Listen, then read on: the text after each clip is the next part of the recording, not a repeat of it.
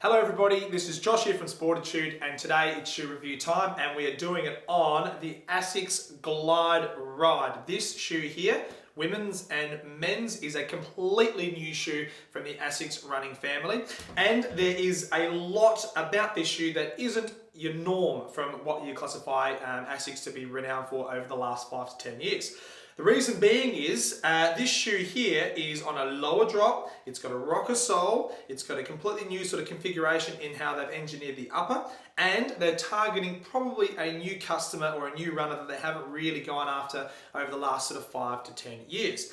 And in doing so, they've packed it all into this little shoe here. So there's a lot to get through with this review, and like all of my reviews, we'll talk all things outsole, midsole and upper, and also profile the runners that should be considering this shoe. One on pace and the other on what specific foot type they are, or foot posture. So without further ado, let's get stuck in. Let's talk about the outsole with this shoe. So what we've got through here is, it's quite a unique setup in the sense that they've got the Asics have used the same rubber the whole way around the shoe. So usually with a mileage shoe, they'll strategically place harder wearing rubber in the high impact areas, and more often than not, that's sort of down in the heel region. And a little bit sort of up towards the midfoot as well. But what Asics have done is that they use the same density of rubber from the back of the shoe right through to the forefoot. Okay, now the reason why they've done that is because the shoe itself, the rubber really doesn't play a huge part in the transition of this shoe. The transition of this shoe is all taken care of in the midsole. But talking all things outsole, you can see that there's a big cutout through that vertical line through here. So what Asics have done is they've taken that midsole out of that component of the shoe. One, it reduces a little bit of the weight, and also two, it helps this GlideRide board do the magic. Now we're moving on to the midsole. So what Asics have done with this shoe is they've used two different types of foam within this midsole. So the bottom layer is flight foam propel and the top layer is flight foam. So the difference being flight foam is a little bit softer and flight foam propel, like the namesake, has a slightly more responsive feel to it. And in between those two midsoles, they've got this EVA board, which is essentially their GlideRide technology, which is creating that rocker sensation in this shoe. The midsole is built on a pretty generous stack height, so you can see that it is quite a way off the ground. So it's a 5mm heel to toe drop, both men's and women's, holding the men's here in front of me and the women's. So the difference between the two is 35mm in the heel to 30mm in the forefoot, for obviously variance of 5 mils there. Okay, the shoe also has a little gel cushioning pod at the back through here. Now, to be completely honest and fair, that gel pod isn't going to create or change the way your heel hits the ground. It's literally there just to highlight and call out, obviously, Asics patented technology being gel cushioning. So there is a little slit in there at the back of the heel, which creates a little bit of extra cushioning and comfort. Right, now talking about the midsole, flipping it around through here, what this shoe does is for your traditional thought pattern around running shoes is foot types roll in, overpronate, they're either neutral or they underpronate or roll out.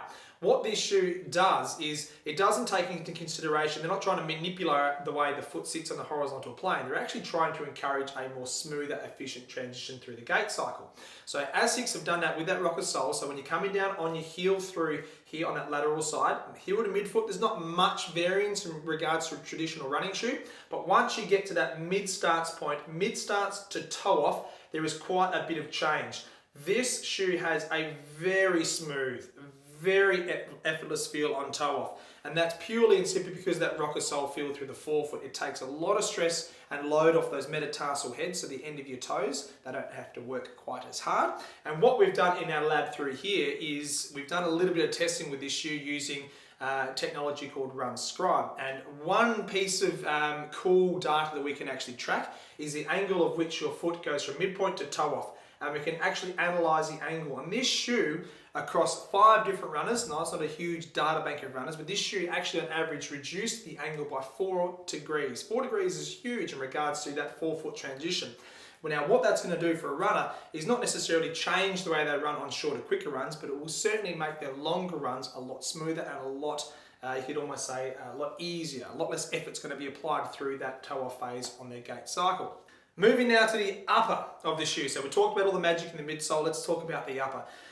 It's got an engineered mesh. There's nothing new about this upper that I would love to harp on, but it's a very nice, executed upper. So you've got a breathability content, which is fantastic. So you're going to get plenty of ventilation through this shoe on those warmer days, or those days when you're spending longer periods of time out on the road. It's not by any means a thin design, because it needs to be nice and strong for mileage runners. So the upper itself is structured, it's strong. You're not going to feel like you're restricted too much inside the shoe. Width-wise though, that's the big one. This shoe here is only in B width in the ladies and D width in the men. So just a standard offering at the moment. Who knows, Asics might sort of venture out over the next couple of seasons and design a couple of different width options in this shoe, but obviously for the first launch of a specific shoe like this, they've just gone with the standard widths. One thing I do want to touch on about the upper is the internal heel counter at the back. So because this shoe is still engineered for a heel striker, what they have done and how they've executed extra heel support is by offering an internal heel counter, which one is nice and deep and very secure at the back of your heel, but two, really soft lining on the inside. So the collar of this shoe isn't by any means harsh, not too soft, but it's very, very smooth and doesn't cause any irritation or rubbing at the back of the back of your Achilles and heel there as well. And with the additional lacing loop here, that we can go back to one more eyelet than you traditionally get to lock down that heel a little bit nicer for a sort of more of a secure fit for your longer runs. Okay, let's talk about the profile of runner which could use the GlideRide for their long distance running. Now, this shoe here is not designed for speed work. No surprises there. It's not a shoe that you would sort of slip into your running sort of rotation and use for your tempo runs, race day, if you're looking to increase your speed inside a shoe like this. No, this shoe here is designed for long runs and increasing your comfort level during those long runs. Okay, so I don't want to sit here and say what minutes per kilometer would sit inside this shoe, but just know that it's designed for a heel to midfoot striker looking for a nice smooth transition through their gait cycle. If you're a forefoot runner, I don't think this would be a shoe you would consider. Now the reason being is you can see this shoe how it does bow up through here through the forefoot. Now with that rocker sole, so for a forefoot runner, they're going to be hitting the ground right through here. Now if I just create a flat bar through there, you've got a very, very restricted line of contact with where you're going to make plush point of contact with the ground if you're a forefoot runner, and it's not overly comfortable. We've tried it ourselves and it's okay, it's not the worst shoe by any means, but it's not what this shoe is designed for. This shoe is designed for a heel or a midfoot runner that's going to require more comfort and more assistance on toe off through their gait cycle. Also profiling the actual foot type that can sit inside this shoe. If you are a heel striker and you come through mid stance and you overpronate, so your foot rolls in over that medial side, I would put a question mark on this shoe. Main reason being is there's quite a big cutaway on the medial side, and also you can see through here the width of the shoe through mid stance isn't that generous, okay? So if you are an overpronator, I would put a question mark on whether this shoe is going to be suitable for you. So if you're a neutral runner, so there's not a lot of overpronation or not a lot of underpronation or supination through this shoe, so a neutral runner, this could be a shoe you could consider for you there. There you have it, guys, the Asics GlideRide, a completely new take on how you can fit a neutral mileage running shoe. Phenomenal technology, very comfortable shoe, and something that you could potentially consider being a neutral runner and looking for a high mileage shoe with extra comfort.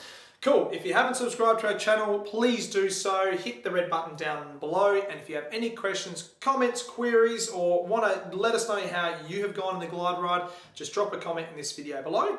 And until next time, happy running. We'll see you soon.